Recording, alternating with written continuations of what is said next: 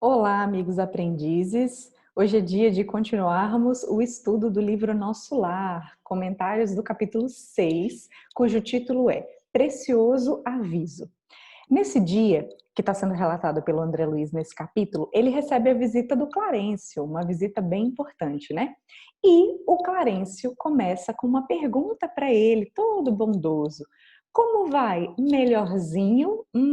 E aí esse capítulo traz para gente uma informação que não é que nós não sabemos, na verdade nós já estamos cansados de saber, mas serve como um importante lembrete para que a gente continue insistindo em tentar mudar a nossa atitude. Essa pergunta que o Clarence fez para o André Luiz me lembra muito a minha avó. É engraçado como algumas coisas marcam, né, nas pessoas assim que nós conhecemos e convivemos durante a nossa vida. E quando eu penso nisso, quando a pessoa pergunta se está tudo bem, eu lembro da minha avó, aí eu falava assim, e aí vó, tudo bem?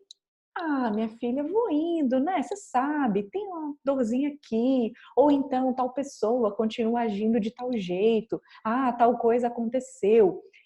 Olha, já tem algum tempo que ela não está mais entre nós, mas ficou muito na minha memória que toda vez que essa pergunta era dirigida para ela, nunca estava tudo bem.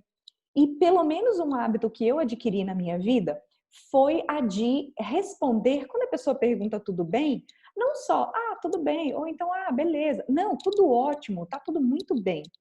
Porque, na verdade, quando a pessoa pergunta isso, ela está querendo ser gentil. Não é uma válvula de escape para as nossas lamentações. Esse é um primeiro ponto.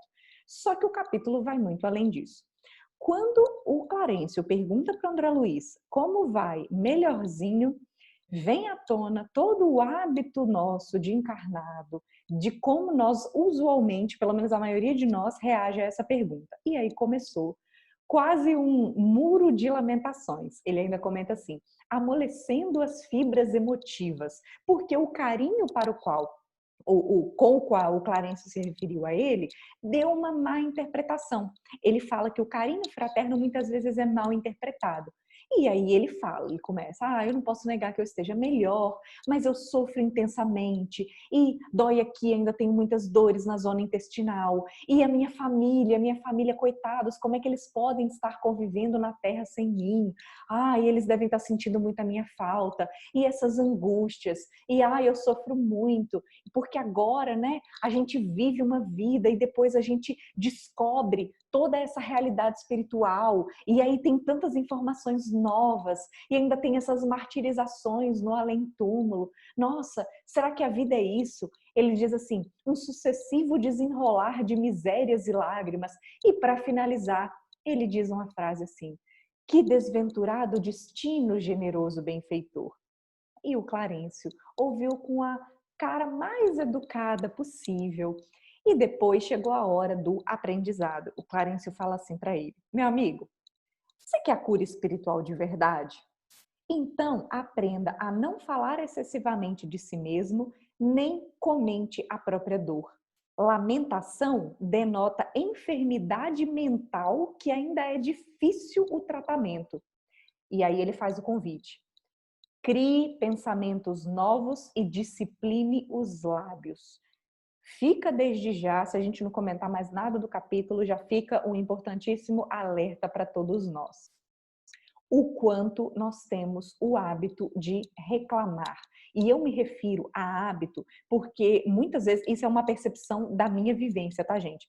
Muitas vezes eu tenho tanta gratidão à minha família, ao que eu tenho de saúde, a não passar dificuldades financeiras, ao espiritismo, né, que é um conhecimento que me dá uma solidez muito grande para enfrentar a vida, e mesmo assim, frequentemente, eu me pego reclamando.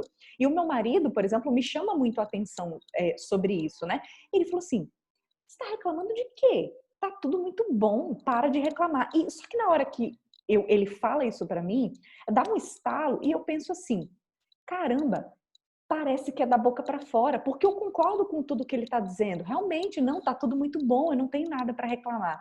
Mas nós temos arraigado em nós essa característica de destacar pontos negativos, que é o que a gente fala, ao invés de ver o copo meio cheio, nós vemos o copo menos vazio.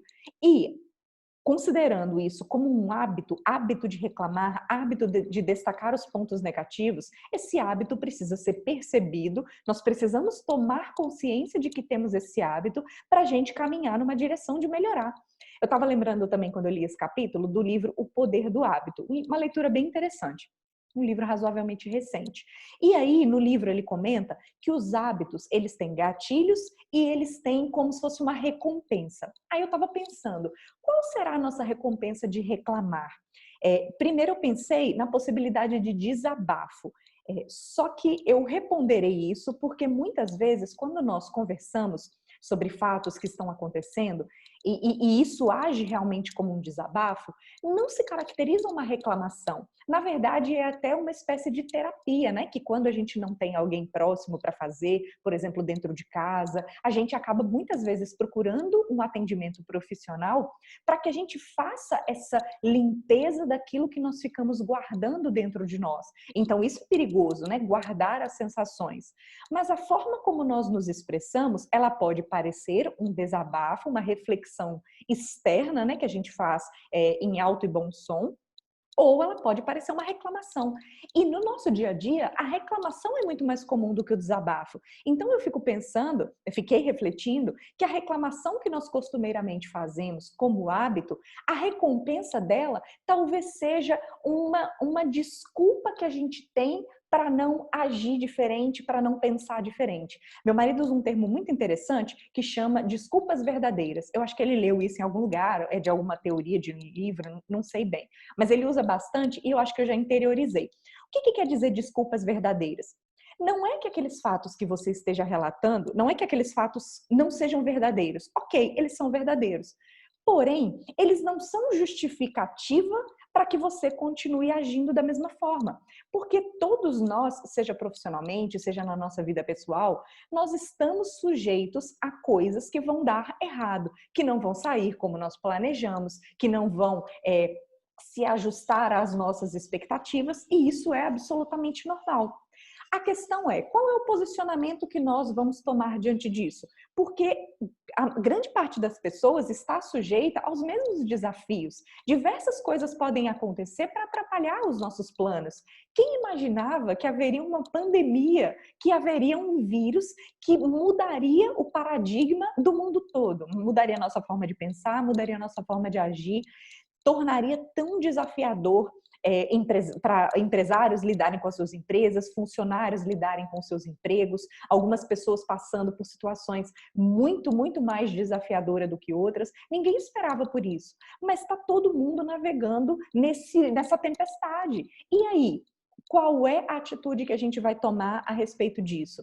Se nós sentarmos e ficarmos nos lamentando, a gente não vai sair do lugar. E aí seria encaixando nessas desculpas verdadeiras. Ah, tá, ok, não é mentira o que você está relatando.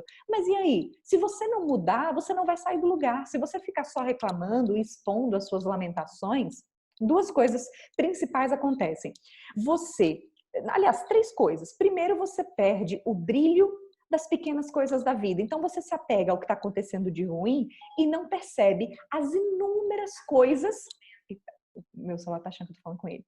E você não percebe as inúmeras coisas positivas, ou como nós também costumamos dizer assim no ambiente religioso, né? As bênçãos que estão caindo sobre nós.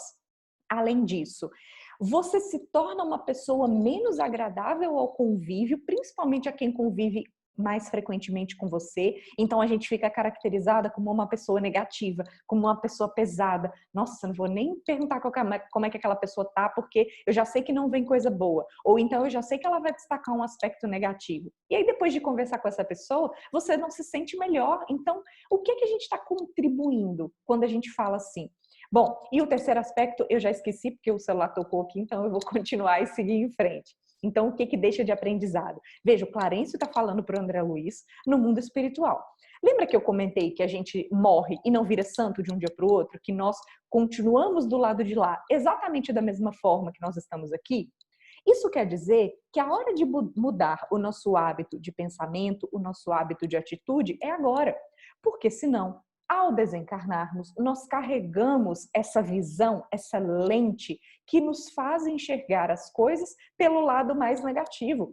E veja, voltando aqui para a última frase que eu comentei do Clarencio, lembrando que é muito importante a leitura completa, tá, gente? Tanto da reclamação, porque a gente se identifica bastante, quanto das orientações diretas que o Clarencio dá. E eu quero destacar de novo a seguinte: falou disciplinar os lábios, que é um costume que a gente precisa ter, que inclusive no filme eles fizeram uma adaptação, né, de uma coisa que surgiu do Chico Xavier, que o Chico Xavier orientou, acho que com base no Emmanuel, né, falando, vai reclamar, vai se expressar, enche a boca de água e segura enquanto tiver com aquela vontade de reclamar. É um treino externo para nos forçar a não reclamar. Então, disciplinar os lábios, mas nós sabemos que o lábio não basta, porque o nosso pensamento é uma força muito grande que cria, da mesma forma que os nossos lábios criam o som, o que a gente pensa também fica plasmado no universo. Portanto,